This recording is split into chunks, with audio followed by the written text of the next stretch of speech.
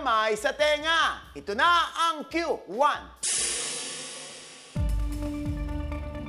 Ay, alam nyo ba na pumasok sa US Top 10 Movies sa number 8 ang ating pelikula, ang Hello, Love Again.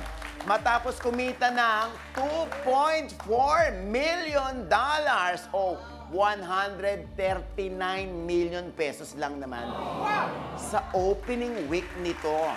Sa ibang bansa, dito, more than 700 na. O, kayo naniniwala doon. True Lalu o Eklabu? Ichika mo na! Dali! Yes, Timothy. True Lalu po. True Lalu is correct! Ay, alam nyo pa, first time ever na may pumasok sa top 10 na isang Filipino film. At ito nga yung Cut Den movie. Oh, taray, So, mukhang malapit na nilang ma-achieve yung kanilang goal, no? Na sana maka 2 billion nga. Kamay sa tenga! Ito na ang Q2. Alam nyo ba si Sandara Park? Kilala nyo? Yes. Siya yung anak ni Rizal. Hoy, iba yun! Iba naman yun eh!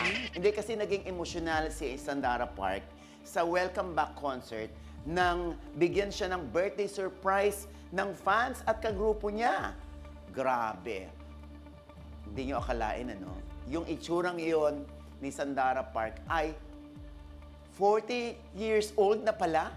40? Naniniwala kayo? True Lalu o Eklavu? Ichika mo na! Dali! Yes, Ella. True Lalu. True Lalu is correct!